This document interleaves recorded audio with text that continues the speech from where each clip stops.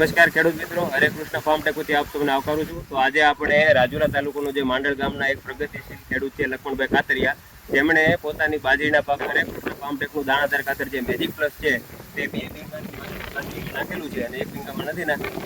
તો આપણે લક્ષ્મણભાઈને પૂછશું કે એ ખાતરનું રિઝલ્ટ એમને કેવું લાગ્યું અને જે બાજરીમાં નાખ્યું છે અને જેમાં નથી નાખ્યું એમાં તેમને શું તફાવત લાગ્યો. તો લક્ષ્મણભાઈ, તમે ખેડૂત મિત્રો છે ને જણાવજો કે જે બાજરીમાં આપણે ખાતર નાખ્યું એમાં શું તફાવત રહ્યો. આપણે ખાતર નાખ્યું છે એમાં ડુંડું જાડું અને ભરાવદાર છે.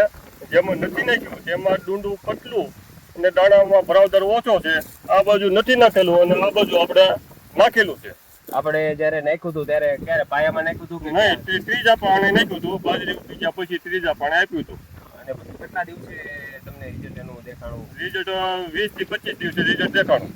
તો આપણે આજુબાજુના ખેડૂતોને કેવું હોય કે આપણે આ હરેકનું જે દાણાદાર મેજિક પ્લસ છે તે વાપરવા જેવું છે, તો તેને કહી શકીએ? હા, તેને વાપરવામાં સારું છે.